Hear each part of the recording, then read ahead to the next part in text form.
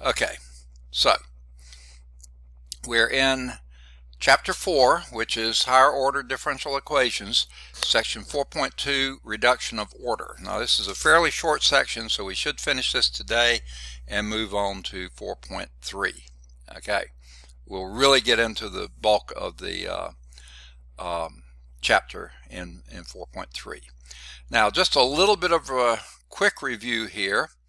I'm going to move us a little bit to the right and down. My dog is now barking at the cat downstairs, I believe. Cat's outside, the dog's inside.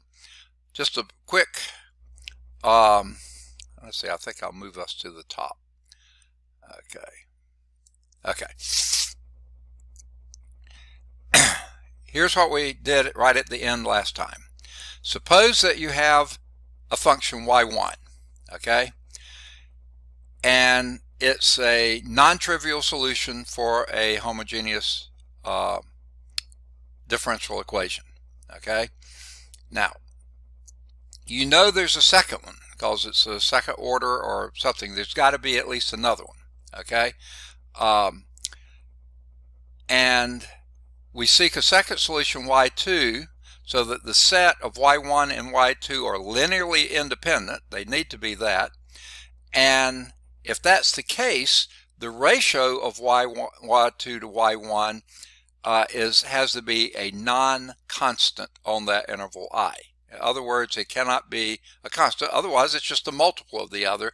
Those are not linearly independent. Okay?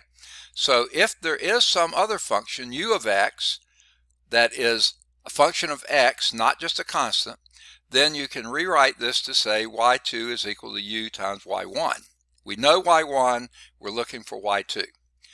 The function u of x can be found by substituting y2 is equal to u of x times y1 of x. I don't know why they repeated that there, but there it is, into the differential equation.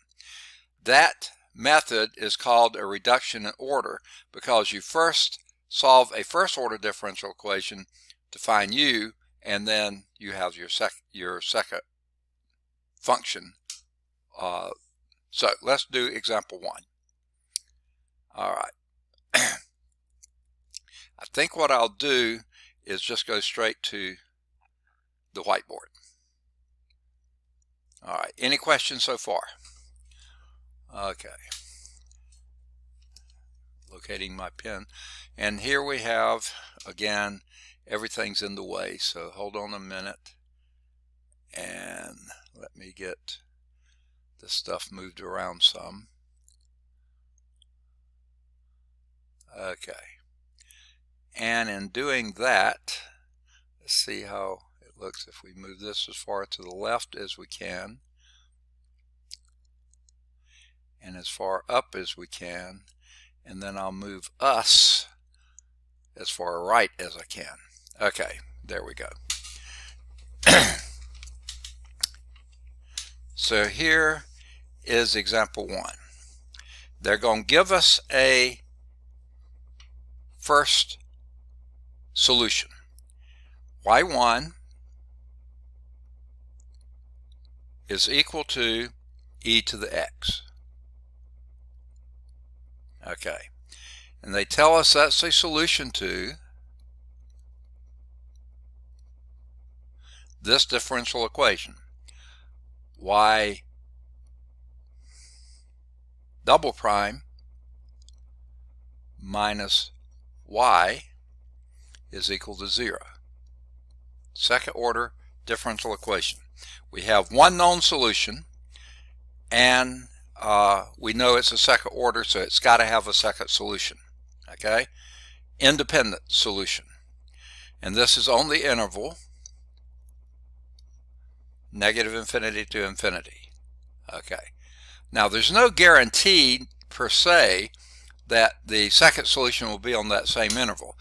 E to the x is good everywhere from negative infinity to infinity. That's fine.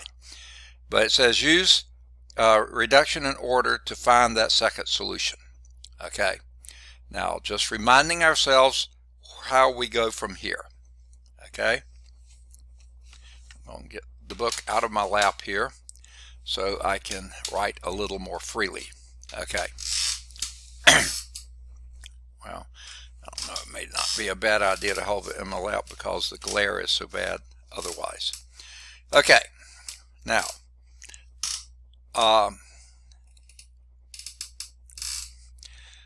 we want a second solution, and we're going to call that for right now y. Okay. They were calling it y2, we'll just call it y. Okay, they're calling it that too. Y is equal to some u of x times y1 of x, which is e to the x. Okay. Now,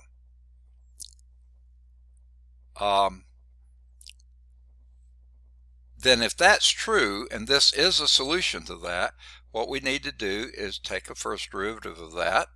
Y prime is equal to u first times derivative of the second times, that's e to the x, plus the second, e to the x, times derivative of the first, y, I'm sorry, u of x, sorry. I was thinking, where did my, where did my variable go? Okay.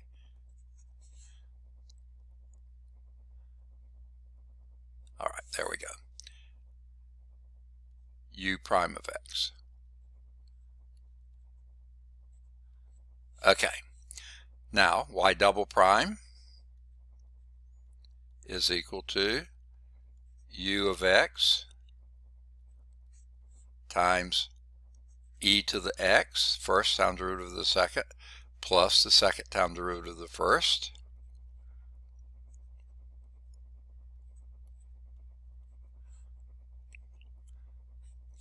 plus the first time derivative of the second,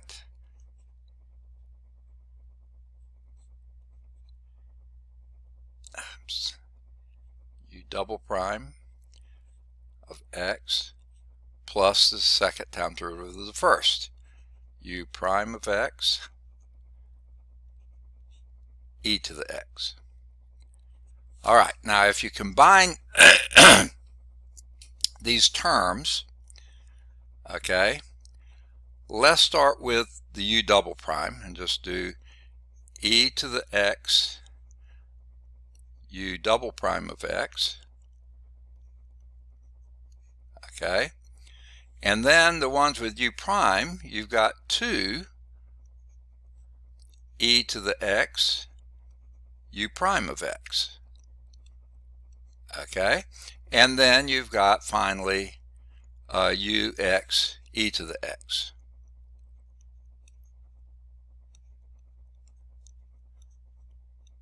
All right, so we've accounted for all 4 terms there. All right, now let's set our equation with this y right here, and put the differential equation in place. So the y double prime is e to the x u double prime of x plus 2 e to the x u prime of x plus u of x times e to the x, I'm not writing them in the same thing, okay, minus, and here is your y, is just u of x e to the x. Okay, and that's equal to 0. Okay, now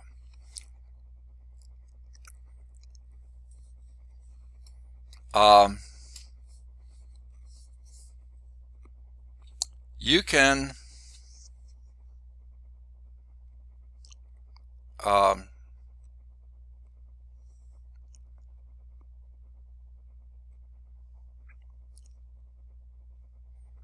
factor out the e to the x. I was going to, but I want to make sure they did it too. E to the x times u double prime of x plus 2 u prime of x, and then here we have a plus ux e to the x minus ux e to the x, and that's equal to 0. Okay, because those two add to 0. Now, e to the x is never 0. So let's just sort of ignore that for now. Okay, but here notice you only have a first derivative, a second derivative, not a function itself. So let's make another substitution here. I want to make sure I use the right one, w of x equal, I've got to sneeze, I'm so sorry people. I'm so sorry. Okay, but you probably woke you up, right? Now, and here comes somebody trying to get in the class. I believe it's James. So let me admit James if I can get my cursor to show up somewhere here. Okay, this sort of is aggravating to me. There it is. There, James is in.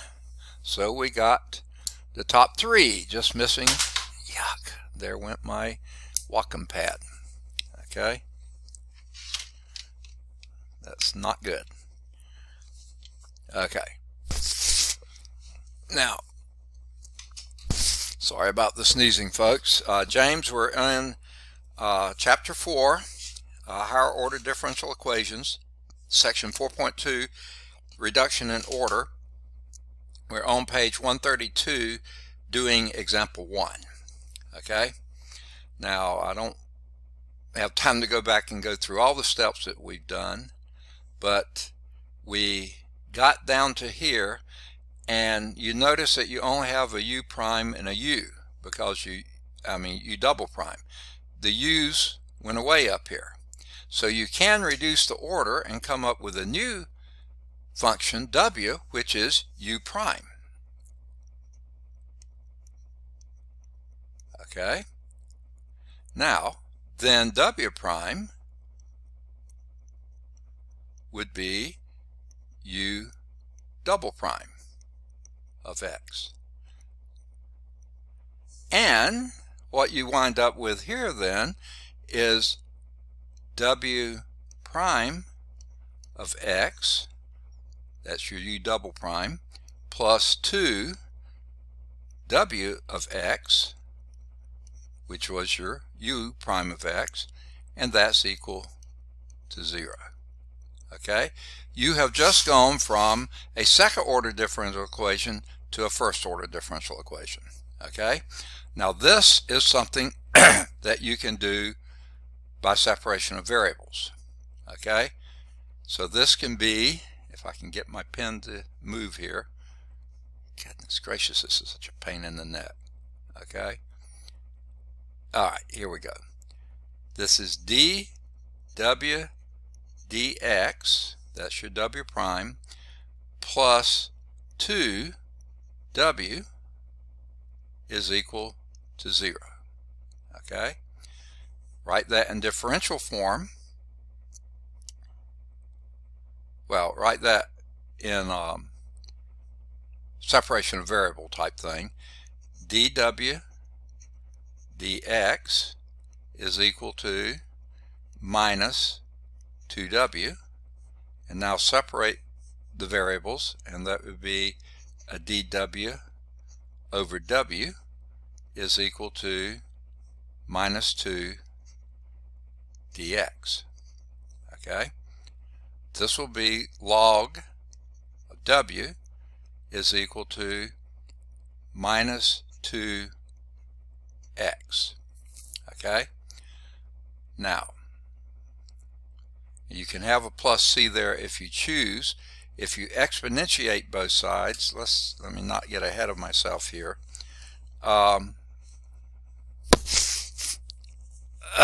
Sorry, my nose is running like crazy. I don't have anything here in the office to blow on, so I may have to stop a moment and go get something. I'm going to see if I can endure here.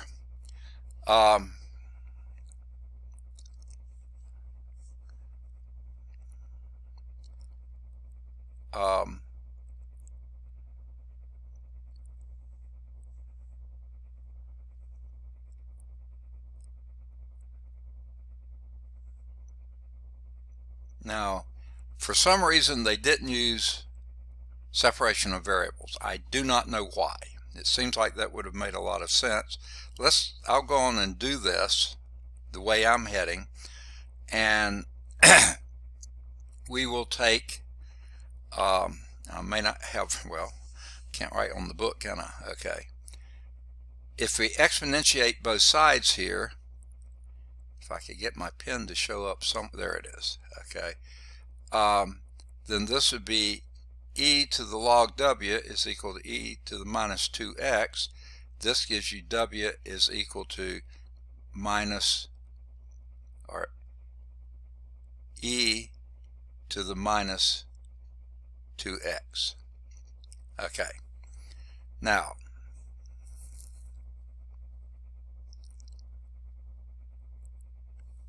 there is a second solution. Okay, so what we do, if you remember where the u came from, that is your integrating factor here. So now let's go back in here, your new solution, y, and I want to call that y2 because that's what they were calling it. The new solution is e to the minus 2x times e to the x, which is, of course, e to the minus x. Okay.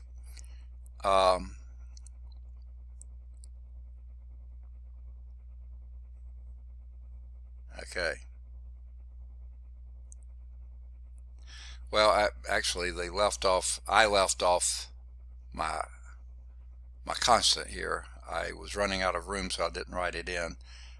We'll write that as plus log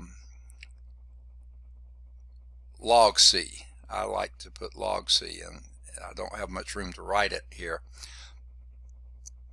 So if you do that, then you have log w is equal to e to the minus 2x times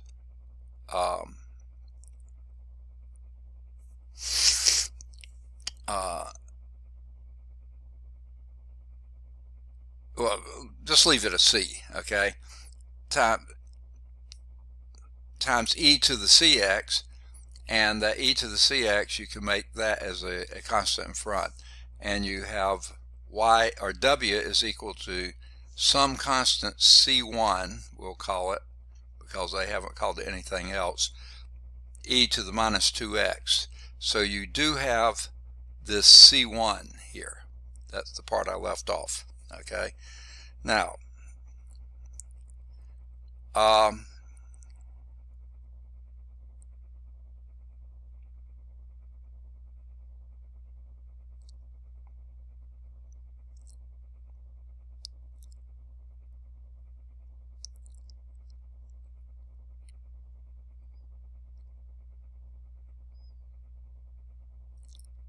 and I think probably because I've used up most of the room on the slide, let's go back to the book and follow the rest of it there. Otherwise, I've got to erase so much that it's going to be hard to follow. Okay, now I'm trying to find my cursor. There it is. Okay, let's go back to the text and we'll go from there. Okay, now I've got to move y'all around a while. There we go. My nose is still running. Okay.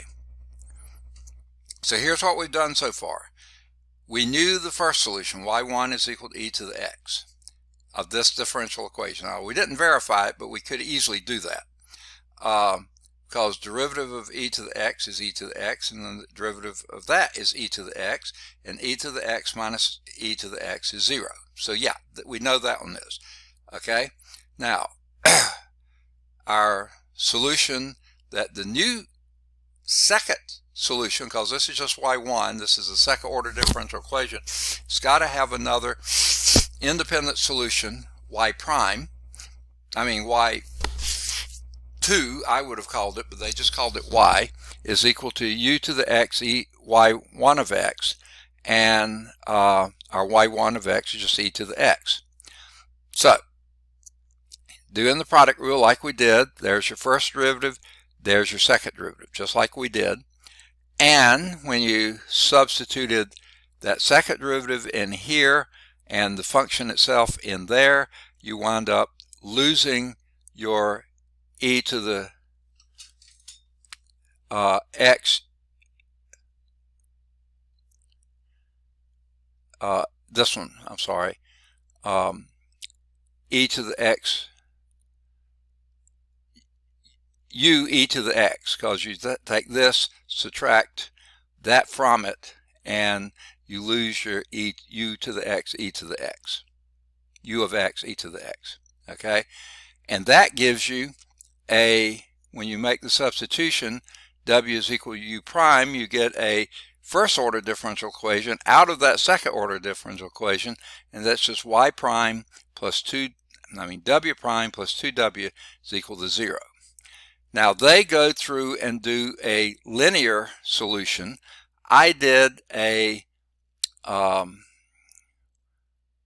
separation of variables. I thought was easier. And anyway, you get integrating factor of e to the 2x the way they did it. But then when you plug that in, after integrating, you get w is equal to c1 e to the minus 2x, okay? Now, that means u prime is c1 e to the minus 2x, okay? And then plugging that in, you get u, and you integrate again, you get u is equal to minus 1/2 c1 e to the minus 2x plus c2, okay? Now,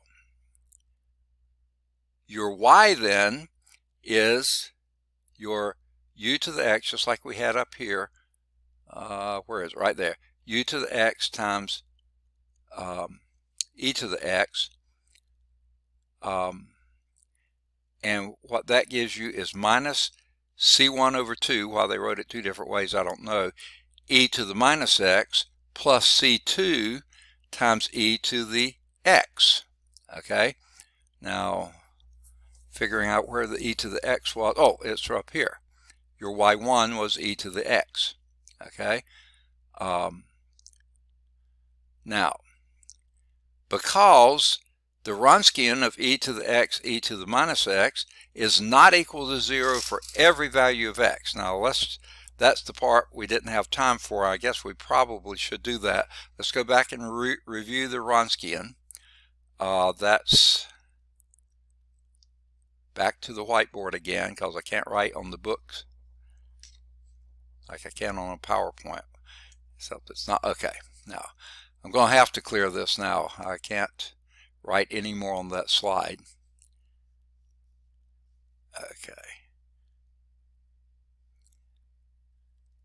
Okay, and I'm going to move y'all out of the way again. Okay, there we go. Now, your Wronskian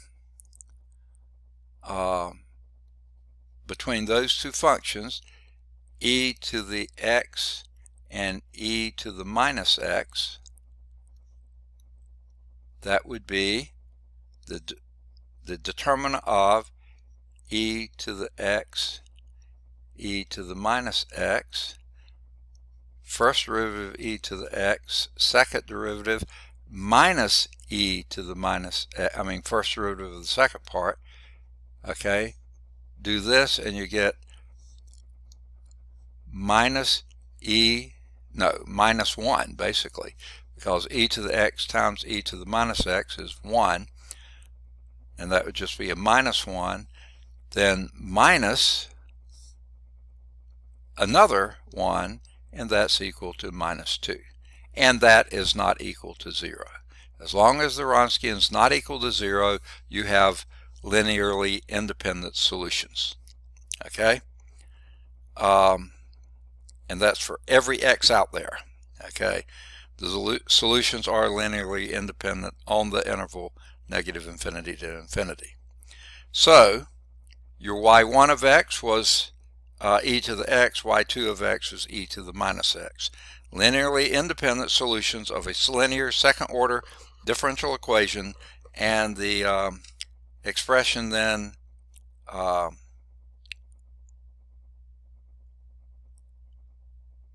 those are your solutions for that differential equation. I don't know why they wrote it again. All right, now let's go back to the book for a moment. Okay,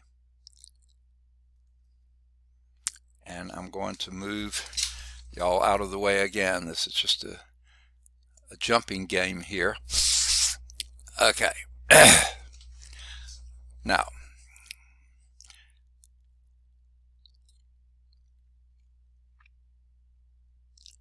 so our general solution is this thing right here, and you don't have to have a negative c1 over 2. You could just call it negative c1 or whatever you wanted to call that. Okay, but there's your solution. Okay, now let me scroll on down here. Now suppose that we divide by a2 of x to put equation 1 in standard form. Now we're dealing with linear equations, so we're going back to, where is our equation 1? There it is, right there. That is a general homogeneous linear second order differential equation. Now to get it in standard form, divide everything by a2 of x. Now remember, a2 of x cannot equal 0, because if a2 of x was equal 0 for any value x there, then this is not a second order differential equation. It would be a first order differential equation, so that a2 of x was equal to 0. So a2 of x cannot be 0, so therefore we can divide both sides by a2 of x. That makes a new function here and a new function there. Okay, so let's go back to what they were doing at the top of the next page. In the general case, suppose we divide the a2 of x to put that first equation that we just were looking at in standard form. So you have y double prime plus some p of x, that was your a1 of x divided by a2 of x, times y prime plus q of x, which was your a0 of x divided by a2 of x, times y, and that's equal to 0. Okay, that's the standard form for the equation we were looking at just on the previous page, where the p of x and q of x have to be continuous on some interval I. Now if they're not, okay, then this isn't working. But what does it make to make them non-continuous? Well, first, the a sub 1 of x and a sub 0 of x had to be continuous, and number 2, the a sub 2 of x that you divided by better not have any factors that could possibly go to 0. We've already sort of eliminated that. Okay, so that would make the p and the q both continuous functions. Okay, on some interval I. You may have to exclude some things there to get those intervals, but that's fine. Let us further suppose that y1 of x is a known solution of this differential equation right here, this one. Okay, on that interval I, and that y1 of x is not equal to 0 for every x in the interval. So come up with a new equation just like we did before. Y is equal to u of x times y1 of x, and you go the same route we did before. The y prime then would be uy1 prime plus y1 u prime. Y double prime would be u y double prime plus 2u y prime, 2y prime u prime, plus y1 double times u double prime. Now last time it was e to the x's. Okay, these are not e to the x's. This is some generic function y1. Okay, but this certainly is what you got before, and it's here. The u y double prime y1 twice y1 u1, I mean y prime u prime, and then plus y1 u double prime. Okay, now this should look familiar because it's something we've done very similar before. Plug in that value here, this value there, and then your y, which is right here for here. Okay, now that gives you a y double prime. Okay,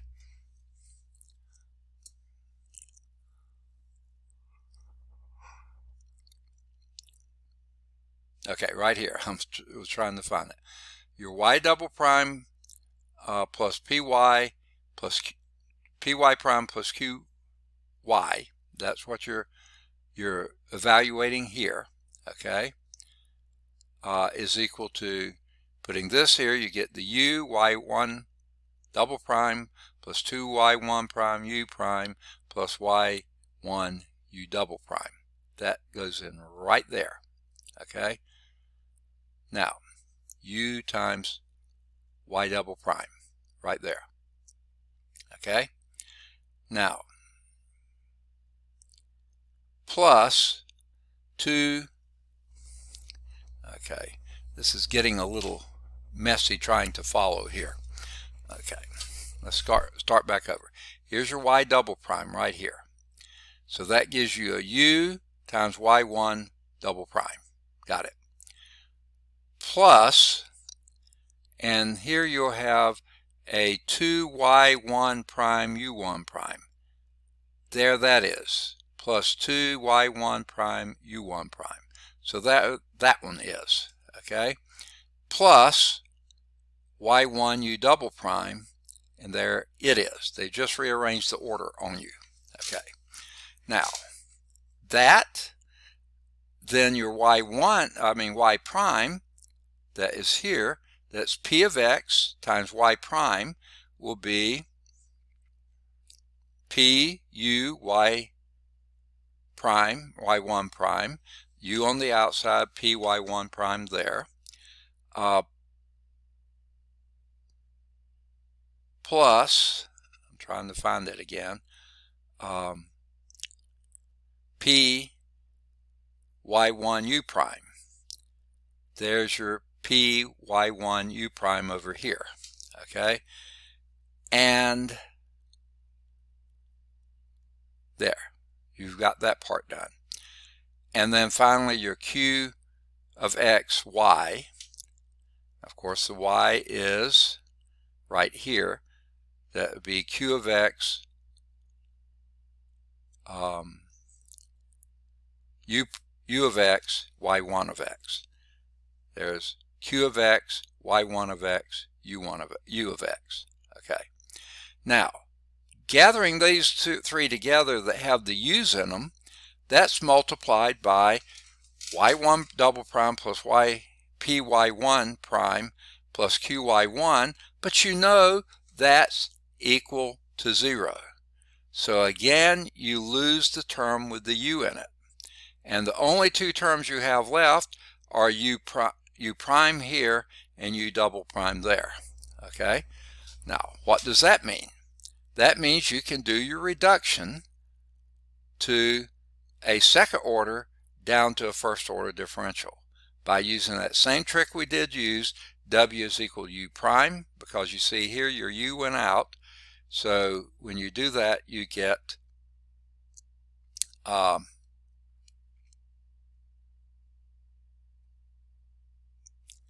this function here. Then what you have left, y1 times w prime plus 2y1 prime plus py1 times w is equal to 0. So that's what we got, because this one went to 0 here. Okay, now they say, observe that this last equation right here is both linear and separable. Okay, Whereas they went linear route last time, I went separable. They're going separable this time too. So what do we have? All right.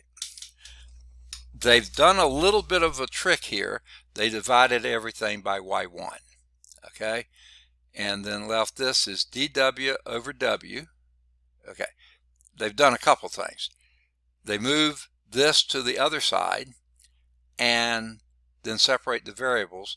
W1, w prime over w, dw over w, is equal to minus, boy, they don't write this very neatly. They keep it on the same side, which I wish they didn't do. 2y prime divided by w1. Remember, they divided everything by w1 plus p, and when you divide that by, y1, divide that, it just disappeared, dx. So here's your dw over w. Here are your terms that are only functions of x, no w dependence. Okay, so this gives you, now they're skipping a lot of steps again here. Okay, the log of w, okay, that's that first integral there, and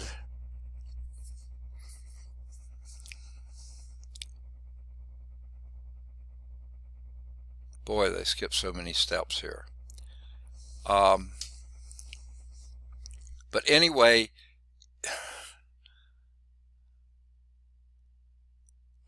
this part here,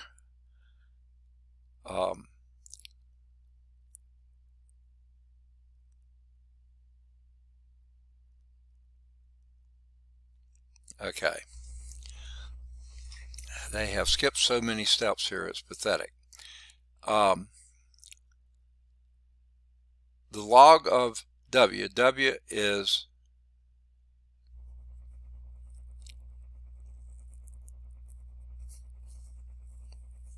okay.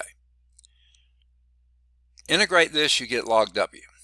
Integrate this and you get 2 times log y1, okay? And you could rewrite that as log of y1 squared. And then you add those two together and you get log of w y1 squared, okay? They did the integral here and did all that stuff in this one step. Over on the other side, subtract the p dx there, and that gives you the integral of minus p dx plus c. Okay, now this stinking clip will not stay on my pocket at all. Let me see if I put it here, if it'll stay a little better. Okay, now my nose is still running like crazy. Now, if you exponentiate both sides of this, this becomes wy1 squared. Okay, that's where that comes from. And then this will be sum c1, okay, times e to the integral of p of x dx. Okay, now that should look pretty familiar because that was pretty much your integrating factor when we did linear differential equations. We solved the last equation for w, meaning divide by y1 prime, and you get c1 times the integral of e to the minus integral of p dx over y1 squared dx plus c2. That's your second constant here. Now, here is the part that sort of gripes me. By choosing c1 equal 1 and c2 equals 0, okay, just from out of the blue say, oh, we're going to have these, we find from that equation that a second solution of that first equation, equation 3, would then be this. The c1 was 1, so that would be, now, they're skipping a bunch of more steps here, okay? the y is equal to u of x times y1 of x. Okay? Now, whereas before they were just calling it y, now they're going back to calling it y1. Okay? So this, now they're calling y2, I'm sorry. Y2 is u times y1 of x. Okay?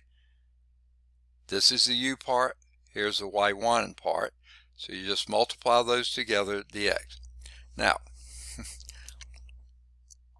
it makes a good review of differentiation to verify that the function here, y2, defined in this equation here, satisfies that original equation 3, and that y1 and y2 are linearly independent on any interval on which y1 is not 0.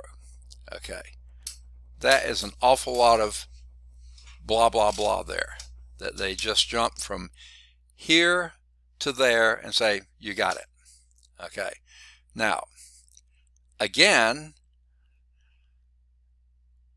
we're doing a lot of yin and yang here that basically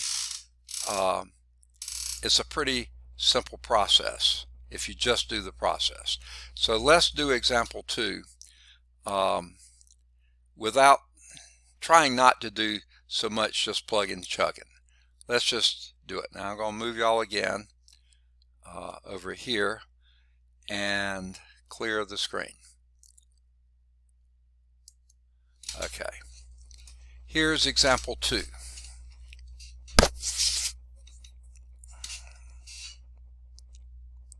Here's a function, if I could get my pad in place. y1, they're giving you, y1 is equal to x squared. Okay, and they say that is a solution, okay, of x squared y double prime minus 3x y prime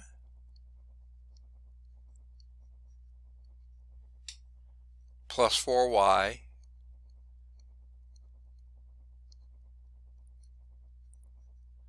is equal to 0. Homogeneous second order linear differential equation. Okay? Now, it says find the general solution of the differential equation on the interval from 0 to infinity. Okay. Now, first thing I want to do is verify this is true. Okay? Well, if y1 is x squared, y1 prime is 2x, and y1 double prime is 2. So y1 prime is 2x, and y1 double prime is equal to 2. Okay, let's plug that in here. This would be an x squared, a 2x squared, minus 3x times 2x, so that would be minus 6x squared, plus 4 times x squared.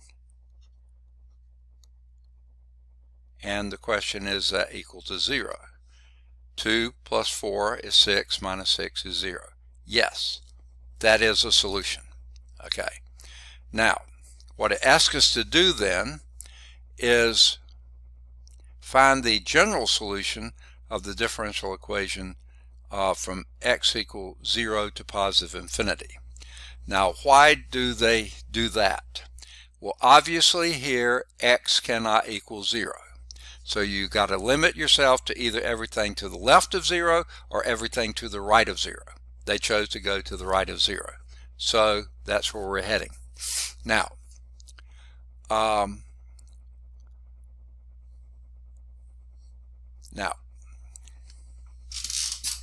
Getting this into the standard form, we would divide everything here by x squared.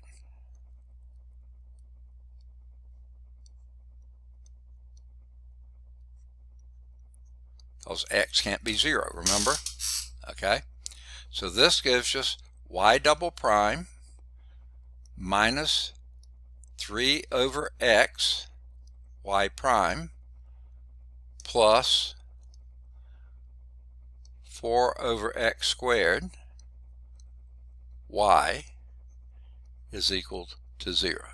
Because x squared cannot equal 0. Okay. Now, okay,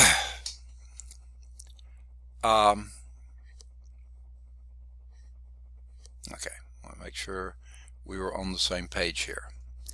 Now, from what we did before, okay,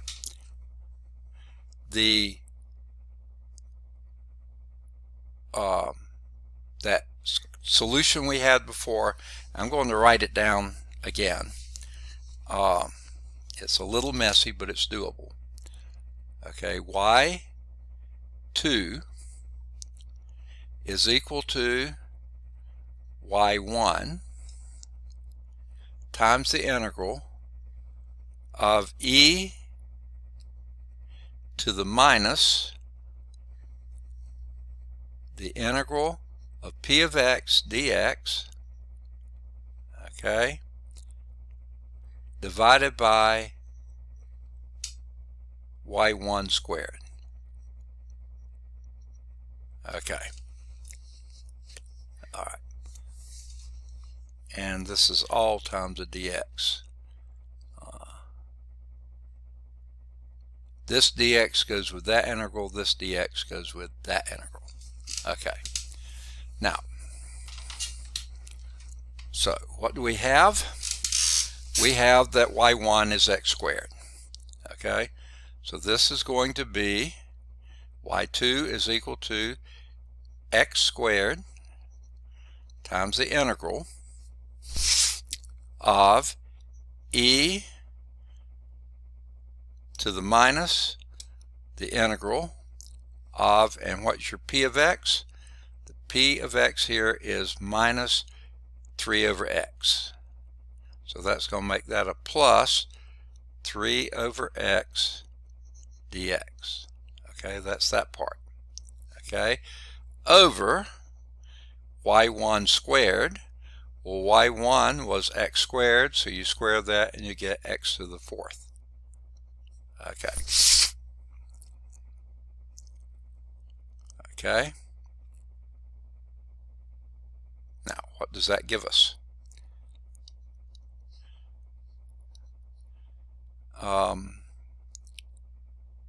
And I'm afraid I've written that sloppily. This integral includes this x squared down here. It doesn't look like it is, but it is. Okay, now that's x squared from here on the outside times the integral of, well, what is the e to the integral of this? Well, the integral of this is 3 times log x. Okay, 3 natural log of x. Now I'm going to leave off the absolute value because we're assuming x is always greater than 0. That was given in our problem. So 3e to the x. Okay, it's e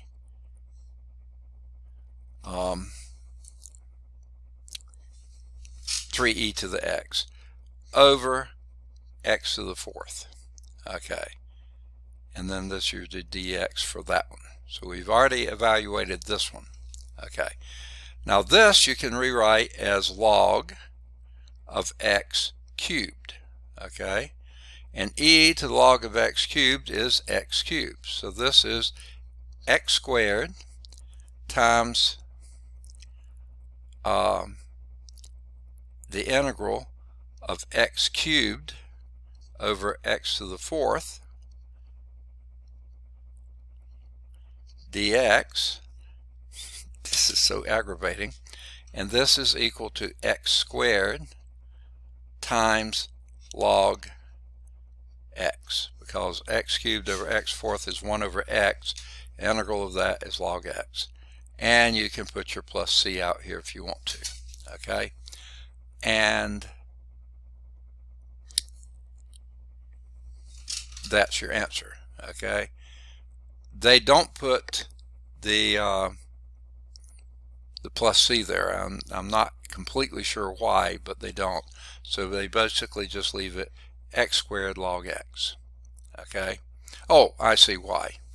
Because the general solution would then be y is equal to c1 times your first thing, x squared, plus c2 times your second one here, which would be x squared log x.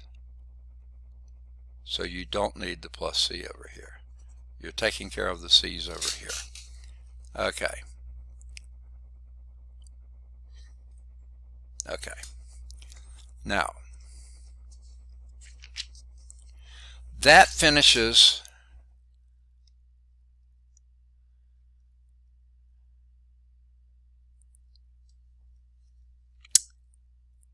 what we were doing in 4.2. I told you this was a fairly short section. Let's get down to the remarks and see if there's anything we need to pay attention to there. Perhaps there are, but I tend to ignore these as much as I can.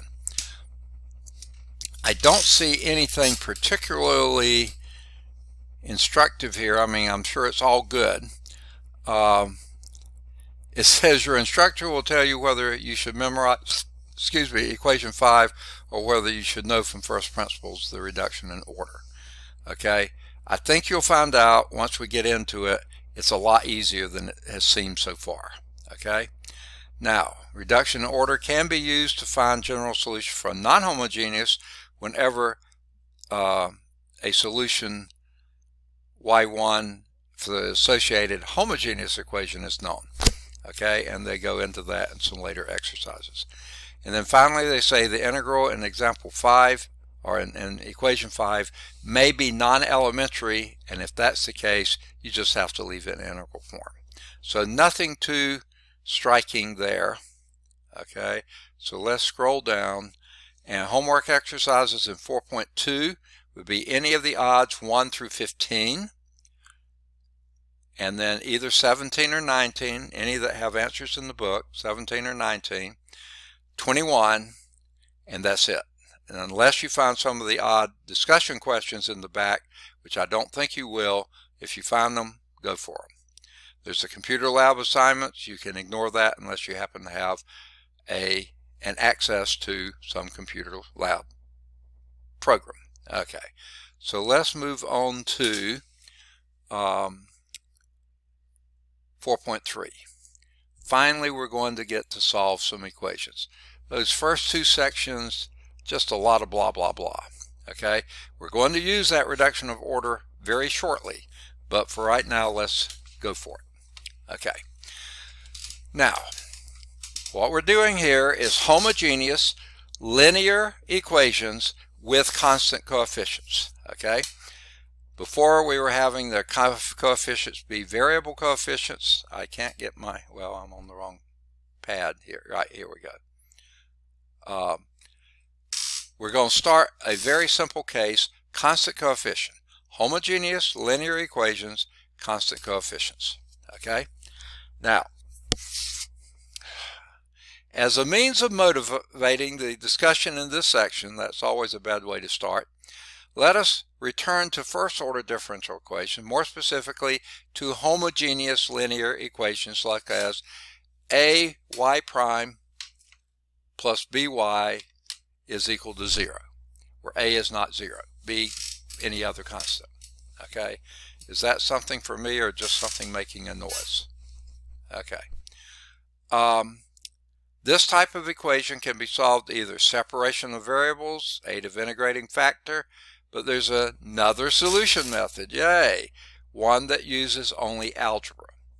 Okay, Now, before illustrating this alternative method, we make an observation. Solving this, y prime plus by equals 0 for y prime yields, okay, what we're going to do is subtract by from both sides, divide by a. So what you have then is y prime is equal to minus b over a y. Well, let's just call that b over a k. Y prime is equal to ky, where k is some constant, okay? Just b over a, okay, minus b over a.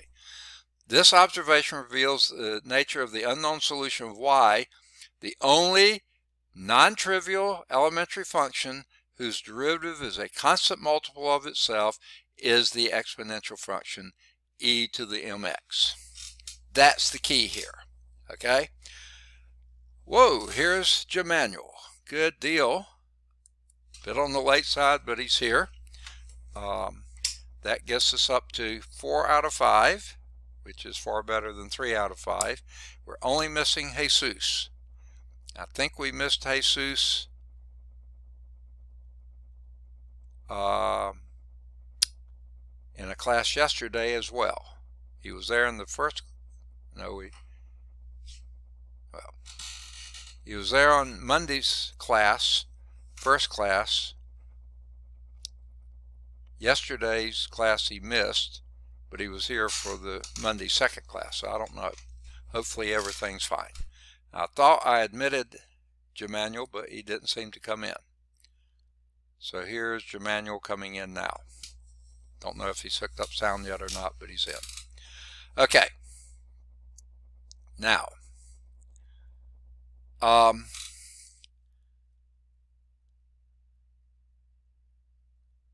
where were we here? Okay. The only function that we know of, non-trivial elementary function, whose derivative is a constant multiple of itself, is the good old favorite exponential function, e to the mx. Now, for the new solution method, we're going to take advantage of that. If we substitute y is equal to e to the mx, then y prime is going to be m times e to the mx, just a multiple of this one, and plug that in here. So you get a m e to the mx plus b e to the mx.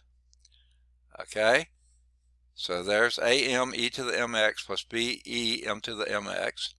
Factor out the e to the mx because it's common in both, and you wind up with that times am plus b, okay, is equal to 0. Now, e to the mx is never, ever, ever equal to 0. Cannot be equal to 0. It's always positive like that. Even if m is negative, it's like this, okay? Never 0, never negative, okay? Now, so you can divide out the e to the mx, and that leaves you am plus b is equal to 0. Now, solve for m. M is equal to minus b over a, okay? That is one and one only solution for that differential equation, okay? So let's do this one. 2y prime plus 5y is equal to 0. You don't need to go through differentiation. You don't need to substitute. You can write it down. I think it's a good idea to write it down. All you have to do is write the equation 2m plus 5 equals 0. That's it. Solve for m, and you get m is equal to negative 5/2. Okay, well, what is that m? That is the exponent. That is the coefficient for your exponent of e. So you get y is equal to e to the minus 5/2 x. Okay, there's your solution right there. Okay, and that's good for anywhere on the real number line, negative infinity to positive infinity, because e to the anything is defined. Now, that procedure we just did, okay,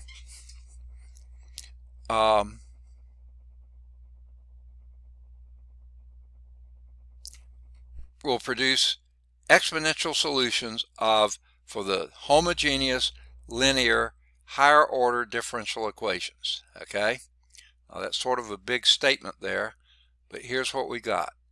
A sub n, y to the nth, this is the nth derivative of y, plus a sub n minus 1 times the n minus first derivative of y, plus step on down till you get a sub 3 y triple prime plus a sub 2 y double prime plus a sub 1 y prime plus a sub 0 y equals 0. Okay, if all these a's are constants, okay, no functions of x, these are constant values, okay, as long as that first one is not 0, it can be positive, negative, fraction, decimal, rational, or irrational, just not 0, but all the other constants can be anything in the world, including 0. Okay, what that gives us is what we call the auxiliary equation, which you get from pumping in y is equal to e to the mx, and then you don't have to think about it, just do your differentiation, and that gives you, if this is a y double prime plus by prime plus cy, and you plug in y is equal to e to the mx, this will be am squared plus bm plus c equals 0. That's it. Okay, that's called your auxiliary equation. Okay, and they go through all the hassle of doing it, saying you don't have to do this anymore, but they did it. And when you do, for all x's, is apparently the only way y is equal to mx, e to the mx, can satisfy that equation is when m is the root of that auxiliary quadratic equation. am squared plus bm plus c is equal to 0. Okay, now that last equation right there is called your auxiliary equation, okay, for the differential equation 2. Now remember the special case for that differential equation 2. All your coefficients are constants. No function of x. They're all constant. Since the two roots of that equation here are, and you can do your good old quadratic formula, minus b plus or minus the square root of b squared minus 4ac over 2a, because those very a's, b's, and c's here, those are your one with the plus square root, one with the minus the square root.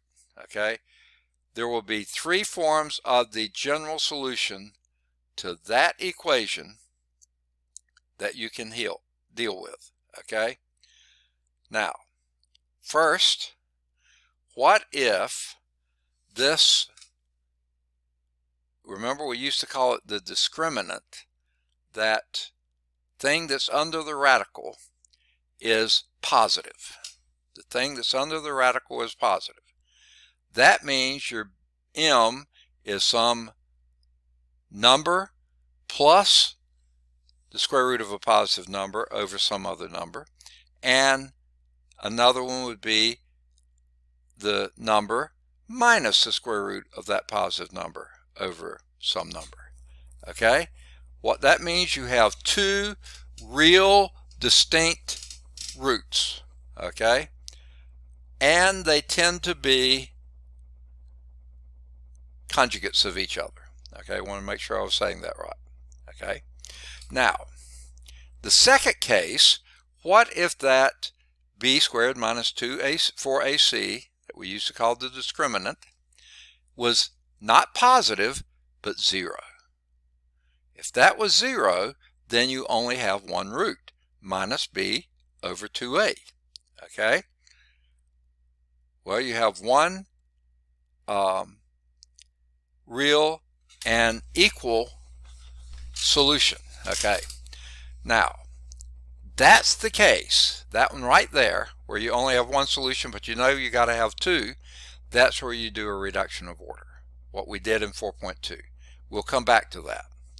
Okay, the third case is what if your b squared minus 4ac is negative. First case, this is positive. Second case, it's 0. Third case, it's negative. Well, if that thing's negative, you don't have a real solution. None, not a one. Okay, you have complex solutions, and those are complex conjugates of each other. So we're going to look at each of those cases in turn as much as we can in the 2 minutes we have left. Okay, let's do the first one. Two distinct real roots. Under the assumption that the auxiliary equation 3 has two unequal real roots, m1 and m2, then here's your solution. First solution, y is equal to e to the m1x, and the second one, y2 is equal to e to the m2x. We see that those two functions are linearly independent on the whole real number line, and hence form a fundamental set, and it follows that the solution, the general solution, y is equal to c1 e to the m1x plus c2 e to the m2x. That's it. Just that simple. Okay? Now, what if you have two repeated real roots? Not unique, but the same ones. Repeated real roots. When that m1 is equal to m2, we necessarily obtain only one exponential solution. y1 is equal to e to the m1x. Okay? And you could put a c1 in front of that if you wanted to, but we'll get to that later. From the quadratic formula, we find that m1 is minus b over 2a. Okay? If that discriminant is 0, that's all you got. Okay? And m1 is equal to m2. The only way to have that is that discriminant to be 0. It follows from that equation 5 and 4.2, reduction of root, that you put in here for y2, e to the m1x times the integral of e to the 2 m1x over e to the 2 m1x dx. Well, guess what that gives you? That gives you 1. So it's e to the m1x times the integral of dx. Integral of dx is x e to the m1x. So that's all you do. Your discriminant gives you your first m, and why in the world they call it a 2m1, I don't know.